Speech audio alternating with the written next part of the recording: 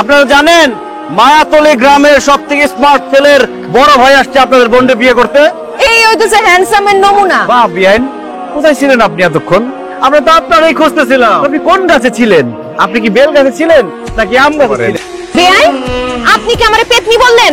ঠিক আছে, পেতনির কাজ হচ্ছে ঘাড় মটকায় দেওয়া। আসেন ঘাড়টা আগায় দেন, আপনার ঘাড়টা মটকায় দেই। আপনি নিজেই স্বীকার করে নিলেন আপনি একটা পেতনি। এটা একটা ভালো গুণ, কিন্তু বেআইন আপনি মনে হয় জানেন না আমার কিন্তু পেতনি মারানোর অভ্যাস আছে। কি বেআই, আজকে বিয়ে বাড়িতে খাইবেন দেখে কি 3 দিন ধরে না খাইয়া দাঁত মাজা বসেছিলেন? বেআইন অবস্থা কিছুটা সেরকম, কিন্তু দুঃখের কথা কি আর কমু, এত জঘন্য রান্না আমরা কোনোদিন খাই নাই। এর থেকে যদি ডিম ভাজি আর পান্তা ভাত খেতাম তা পেটটা ভরতো। অবশ্য বাবুর্চির দোষ দিয়ে কোনো লাভ নাই। বাবুর্চি মনে হয় আপনার মেকআপ ছাড়া দেখে ভালো ছিল, এই জন্য রান্না উল্টা পাল্টা হয়ে গেছে। বেআই, আপনি কিন্তু বেশি কথা বলেন। মাইনে কি দেখতেছো? স্যার নামু সাদ বাবা মালিক অনেক আদর যত্ন করে মায়ের বড় করছে, কোনোদিন গায়ে হাত তুলি না। আজকে তোমার হাতে তুলে দিলাম, ছোট একটা ভুল করে নরম দৃষ্টিতে দেখো বাবা। তাহলে যে কি কর না, ভাবি যদি কোনো ভুল করে আমরা কি শুধু বকা দিমু? আমরা তারে টপ টু বটম শেষুম, একদম পাটা পুতার মাঝখানে ফালাই শেষুম। আমার বোনের গায়ে যদি একটা ফুলের টোকা পড়ছে, আমি কিন্তু পাটা পুতা আপনার মাথায় ভাঙবো। আপনি কোনো চিন্তা করেন না, ও আঙ্গ বাড়িতে রাজরানীর মতোই থাকবো। তা আমার বাড়িতে ডায়ার হিসেবে যাবো কে কে? কি আর যাইবো? বিয়ান যাইবো? না, আমি এখন যাবো না, আমি কালকে সকালে যাব। সমস্যা নাই বিয়াইন, আমাদের বাড়িতে বড় বড় তাল গাছ আছে, ওই তাল গাছের উপরে থাকতে পারবেন, থাকুন, কোনো অসুবিধা হইব না। আপনি কিন্তু আবার আমারে পেতনি কইতেছেন। আমি তাল গাছে থাকুম না, আমি এখন গিয়া আপনার ঘাড়ের উপরে গিয়া থাকবো। আমি যাবো, চলো।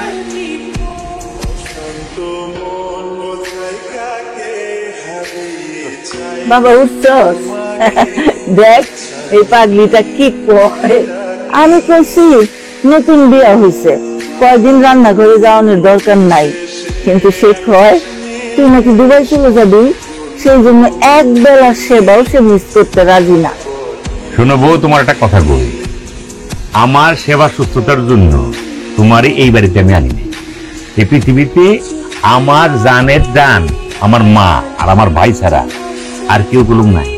এদের মন জয় করে তাই হবে।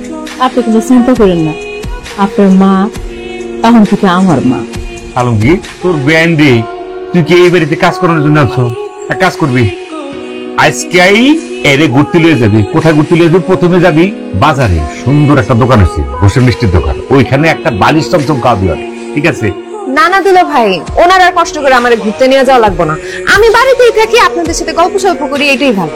কি বলেন বিয়াইন, এই মায়াতলী গ্রামে এসে না গ্রাম ঘুরে দেখবেন না? আপনি জানেন আমার গ্রামের নাম মায়াতলী কেন? এই গ্রামে যে আসে সেই গ্রামের মায়ায় পড়ে যায়। আসসালামু আলাইকুম। আমার নিয়েছি আমার বিয়াইন মানিক ভাই শালি, গ্রাম দেখাইতে নিয়েছি। গ্যারাম দেখাইতে আনছো নাকি নিজের লাইন ক্লিয়ার করতে আনছো, এটা আমি বুঝি। আরে কি কও কাকা এসব? বিয়াইন কিছু মনে করেন না, মানে আমার কাকা একটু রসিক তো, তাই দুষ্টামি করতেছি। কাকি মনে হয় বাড়িতে নাই, এর জন্য কাকা এত খুশি, খুশিতে রসের কথা বলতেছে। ওই যে 30 বছর আগে তোমার কাকি যে কান্দ চড়ছে, কান্দে তার নামে না। কে কাকার থেকে নামে না শুনি? হ্যাঁ, আরে তোমার কিছু কই নাই, ওই যে আলমগীর আইছে, হ্যাঁ গো কইছি। আরে আলমগীর বাবা, তুমি আইসে খুব ভালো হইছে। তোমার লাগে একটা জিনিস যত্ন করে রেখে দিছি, তুমি একটু দাঁড়াও, আমি এখন নিয়ে আইতেছি। দাঁড়াও, তোমার লাগে এই দুটা পেয়ারা রাখছি। বাবা তুমি আমার চোখের সামনে পেয়ারা দুটা খাও, দেখতে আমি পরামটা একটু জুড়াই। না পেয়ারা খান।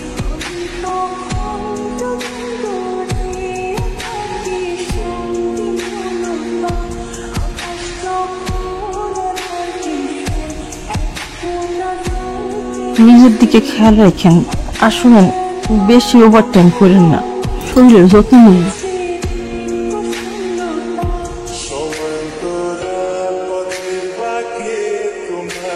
সাবধানে যাই বাবা, তারপর সবকিছু গুছায় গাছায় একবারে ফিরে আইবি।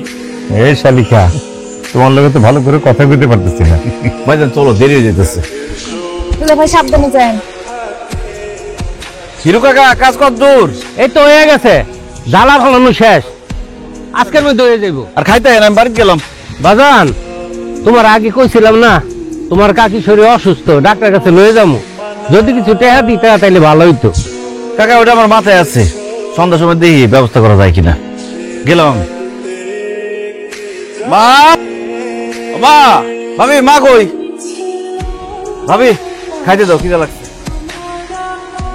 কি হলো মা?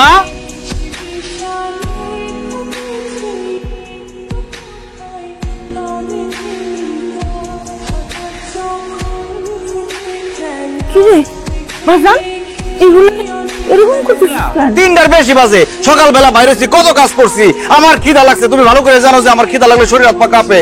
আমার খাওয়ার মন কিছু রেডি করো নাই। সকালবেলা যে পাঙ্গাস মাছটা দিয়ে গেলাম, কইছি আলু দিয়ে ঝোল করবা, কই মাছ তো কাটোই নাই। আব্বা আমি রান্না বসে দিচ্ছি। তোমার প্রেসারের সমস্যা, তুমি শুয়ে থাকতেই পারো, কিন্তু ভাবি কি করছে? ভাবি রান্না বান্না করতে পারতো না? আয়সা দেখি সে মোবাইল টিপতেছে। আমি কি এই বাড়ির বান্দি যে যখন যা হুকুম করবা সেই কাম আমার করার লাগবে? আর আমি মোবাইল টিপি না ছবি তুলি এটা আমার ব্যক্তিগত ব্যাপার। আমার ব্যাপারে যদি তোমার কোনো রাগ থাইকা থাকে তাহলে হাড়ি পাতিলের উপর না লাগছে তোমার ভাইরে মোবাইল করে কইয়া দিও। যাও। ভাবি এই বাড়িতে কেউ তোমার কাজের বেটি মনে করে না, এটা তো তোমারও সংসার, তো তোমার সংসারে ভালো মন্দ বোঝার দায়িত্ব তো তোমারও।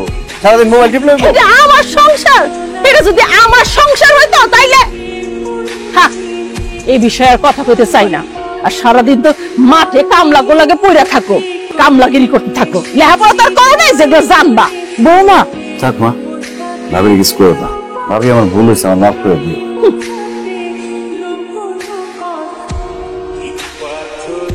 মেজাজ খারাপ? না, আপার কথা তুমি এত গোনায় ধরো না। সে ছোটবেলা থেকে এইরকম, তার কথার কোনো সিরি নাই। তুমি কিছু মনে করো না তার কথা। ভাবি তো যুক্তির বাইরে কোনো কথা বলেনি। আচ্ছা, যা হয়েছে আপার সাথে হয়েছে। এখন আমি তোমার সাথে দেখা করতে আসছি, আমার সঙ্গে যদি এরকম গাল ফুলায় থাকো তাহলে কিন্তু একদম ধাক্কা দিয়ে পুকুরের মধ্যে ফেলাই দেবো। শুনো না, তোমার সাথে আমার জরুরি একটা কথা আছে। বলো, তোমার কি জরুরি কথা? এই যে তুমি আমার ভালোবাসো, এই কথাটা বলতে তোমার খুব লজ্জা লাগতেছে তাই না? আরে পাগল, তোমার কে বলছে আমি তোমার ভালোবাসি? তোমার নিজের চেহারা আয়না তো দেখছো, থাকার কথা তো তাল গাছ। আমার ঘাড়ে ওঠার চেষ্টা করতেছে। ও মানে আমার চেহারা পেতনির মতো, তুমি আমার ভালোবাসো না তাই তো? ঠিক আছে, আমি চললাম।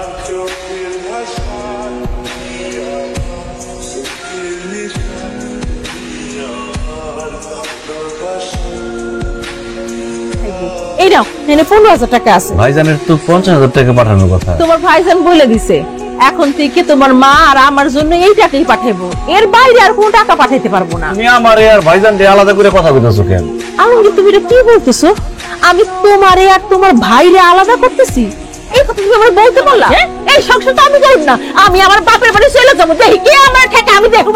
মা তুই তোর কি হয়েছে? তুই রাগারাগি করতেছস কেন? শোনো, তুমি যত দ্রুত সম্ভব বাংলাদেশে আসো। আমার মা আর ভাই আর আমারে আলাদা করে দাও। আসার সময় তো সবই ঠিক ছিল। আজকে তোমার ভাই আমার অকথ্য ভাষায় গালাগালি করছে। যখন তখন তোমার ভাই আমার ঘরে ঢুইকা চেক করে যে আমি কি করতেছি। তুমি বাংলাদেশে আসবা নাকি তোমার তালাক দিয়ে আমি অন্য বেটারে বিয়ে করব? বলো। ঠিক আছে, আমি আসতেছি যত দ্রুত সম্ভব। ভাইজান, ভাইজান তুমি দেশে চলে আসছো, আগে থেকে জানালে না কেন? বাবা মানিক, এই কয়দিন তোর মুখটা এরকম শুকায় গেছে কেন? বিদেশ থেকে অনেক টাকা পয়সা খরচ করে আইসা আমি কোনো রঙ্গরসের কথা শুনতে আসি নাই মা। ভাবি তোমারে খবর দিয়ে আনাইছে। সে তোমার টাকা দিয়া জমি কিনছে, সব জমি তার নিজের নামে কিনছে। এখনো বাইরে বিশ্বাস করতেছো? এই নাও, সব সম্পত্তির দলিল এখানে আছে। আমার নামে আমি কোনো সম্পত্তি কিনি নাই, যা কিনছি সব তোমার নামে কিনছি। আর তুমি যে টাকা পাঠাইছো সব হিসাব এখানে দেয়া আছে।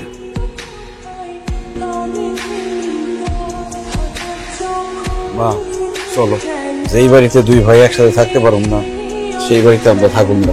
ভুল হয়ে গেছে মা, আমার মাফ করে দেন। অবিচারকে আমি বুঝতে পারি নাই মা, বড় আমি ভুল করতে মাফ করে দাও, মাফ করে দাও আমারে। বাইরে বাইরে ভুল বুঝিস না, আমরা এক লোকে থাকুন ভাই। ভাই